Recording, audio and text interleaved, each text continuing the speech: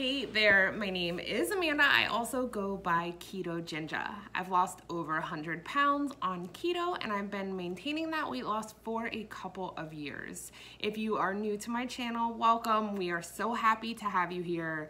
We try to basically make keto and low carb family friendly. So what I mean by that is if you are someone who has a significant other or a family who is very resistant to eating healthy, our recipes are comfort food. We call it Fat Kid Keto. The name of my e-cookbook is Fat Kid Keto because that is exactly what we do here. We have lovingly referred to our favorite foods as Fat Kid food for as long as I can remember, and we try to make dishes that mimic a lot of our old favorites so we never feel like we're missing out.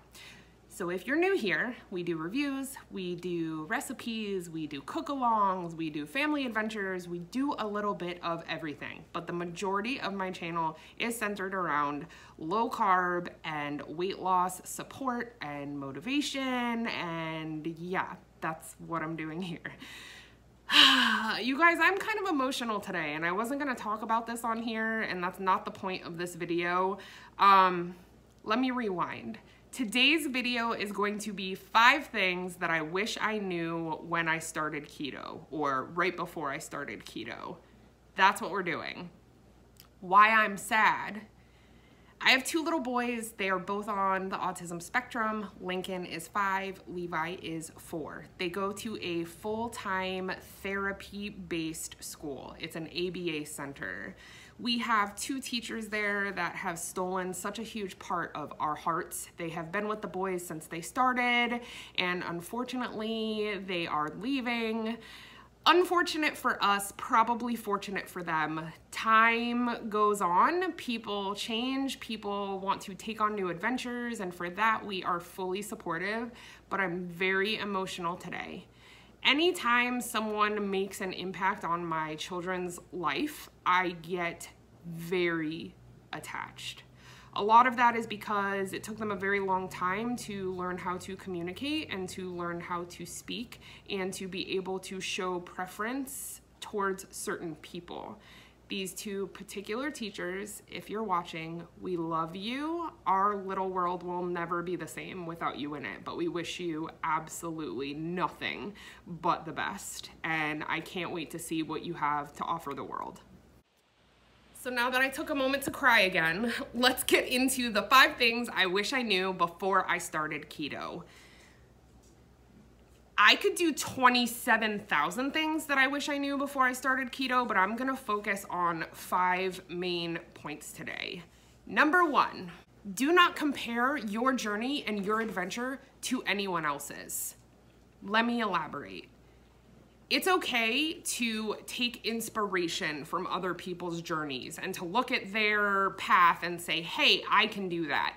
Use them as inspiration, use them for tips and tricks, but to sit there and compare yourself, especially your weight loss and your successes to someone else can be so sabotaging. Just because someone else loses 20 pounds in 2 weeks, that doesn't mean that that's going to be true for you. There are so many different variables as to how we lose weight and to how our bodies start to heal. What works for one may not work for the other. What one person has success with, someone else may not, and we tend to get stuck in this spiral of like, well, Betty Sue lost 27 pounds in 10 minutes and it took me 2 months to lose 5 pounds.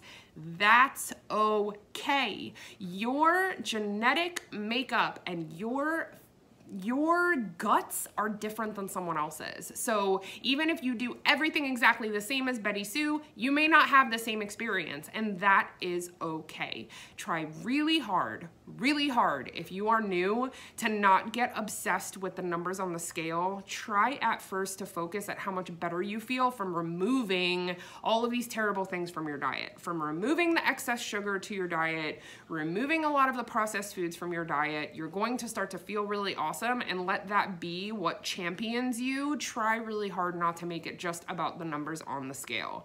There were weeks on my keto journey where I did not lose a single pound, but I felt awesome. I was sleeping better. I had more energy. I was just in an overall better mood. On the weeks that I didn't lose weight, I tried really hard to celebrate those things. So number one, do not compare your journey to anyone else's. It is specifically you.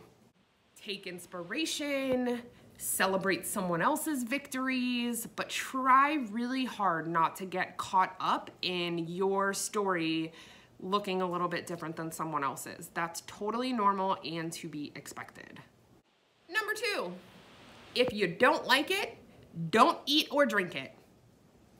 That's it, okay? I get messages all the time of people saying, I am gagging down bulletproof coffee because I'm told that that's what's gonna make me lose weight, or I'm choking down a meal replacement shake because I need to get my electrolytes.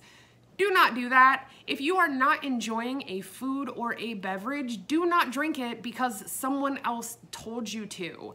I happen to truly enjoy bulletproof coffee. It is one of my favorite treats that I allow myself on this way of eating. I doctor it up a bunch of different ways with collagen. Sometimes I add flavoring. It's 1 cup a day for me that is just truly satisfying. But if you do not like coffee, or you do not like collagen in your coffee, or butter in your coffee, or MCT oil in your coffee, if you don't enjoy it, don't drink it. There is no one size fits all here. Just because someone else likes to eat and drink something, it doesn't mean that you absolutely have to have it in order to be successful. The reason that I wish I would have known that from the start is because I found myself feeling like I had to eat and drink certain things in the beginning in order to be successful, and that just wasn't true. I needed to listen to my taste buds, I needed to listen to my internal dialogue, and truly only eat and drink the things that brought me joy on my keto adventure. So if you don't like it, don't eat or drink it. Just because someone else is having success by eating or drinking this one specific thing, it doesn't mean that that is vital for your journey and your success. So don't get caught up in that. Listen to yourself and your taste buds. Number three, it doesn't have to be expensive. Yes, that's right. It doesn't have to be expensive. It doesn't have to be all organic, all grass-fed. You don't have to buy all of your groceries at Whole Foods. Hear me out. If I was loaded and my bank account was overflowing with superfluous money to do with as I pleased, I probably would buy all organic, grass-fed, babied meat. Okay, I would buy the meat that went to the spa and had a lovely day and slept with cucumber slices on its eyes. I would do that. I am on a budget, so I can't afford to do that. I do add some of these components when I can, when they're on sale. I find a great deal, I will add them in. But it doesn't have to be that way in order for you to feel really good and to lose weight. Now, I will tell you, if you are someone that is trying to start a ketogenic diet and a ketogenic journey for an inflammatory health issue, autoimmune, cancer, thyroid issue, all of these things, is it better for you to eat all of the fancy meat?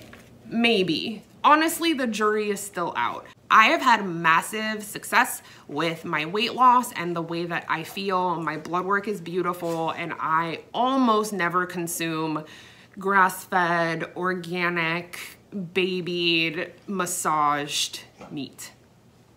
You can eat normal meat. It's going to be okay. Don't let someone tell you that because you cannot afford certain components of a keto diet that you're not doing it right, or that it's not gonna work for you, because that's not necessarily true. Now, if you are sticking to this way of eating for a few months, you're not seeing success, you're still having inflammation in your joints, you may wanna do a bit of a science experiment and try the grass-fed, organic, hoop-de-doo, went to a party meat. Try it. See if it works for you. it hasn't been necessary for me to feel my best and for my blood work to be amazing. So you don't have to buy all the bougie meat. That's number 3. Number 4, you do not have to track to be successful. Come for me with pitchforks. Tell me that it doesn't work if you're not tracking. Tell me that if I don't count my macros that I'm not really keto. You can tell me whatever you want. None of those things are true. We're going to expand a little bit here. When you first start, it may be necessary for you to track your macros. If you are brand new to low carb and brand new to keto, it's going to take you a while to start to memorize these foods that you're regularly eating, to figure out exactly how much of each thing you're able to eat to still stay in that 30 and under, 20 and under net carb range. That takes time. You don't just all of a sudden know exactly how many carbs are in everything, but as you start to kind of dip your toes in, you're going to know off the top of your head. So some people have a lot of success with tracking. It's how they stay accountable, but it's not necessary in order to be successful. When I first started my journey, I started low carb. I started low carb before I even dipped my toes into keto, because all of the math of keto, of having to track everything and count this and add up this, it was very overwhelming to me. So I started with low carb. I started eliminating sugar. I started eliminating the obvious carbs, bread, rice, pasta, soda, things that were just obvious. And once I started to get more comfortable with that, and I started to learn what is in this, that, and the other thing, then I tracked, but only for like a month, because it made me crazy. I felt like a constant failure. I felt like if my numbers weren't adding up to this like unattainable number, that I wasn't doing it right, and it just really stressed me out. If it works for you, I am thrilled, and that's amazing. But if it doesn't work for you, don't get stuck in the whole, if I don't track, I'm not keto, or I'm not going to be successful. So number 4 is you don't necessarily have to track your macros. Last but not least, number 5, and this one is the most important in my mind, and that is to educate yourself. Educate yourself in everything from Facebook groups, YouTube channels, books, companies that put out amazing information regarding eating a ketogenic diet. There are all kinds of medical studies regarding low carb eating and what happens to your body when you eliminate sugar. Absorb all of that information and try really hard to hold on to the stuff that really does resonate with you. There is going to be conflicting information across the board. One keto YouTuber may say one thing, another may say something else. Doctor such and such may say this, but the doctor on the left says something completely different. You are going to have to trial and error what is going to work best for you specifically. But the only way that you're going to be able to do that is if you are armed with tons of knowledge. So soak it all up. Join Facebook groups for ketos for beginners. Just soak it all in, eat it all up, and just try really hard to take the information that resonates with you and that works for you and apply that to your journey. Not everything that is said is true.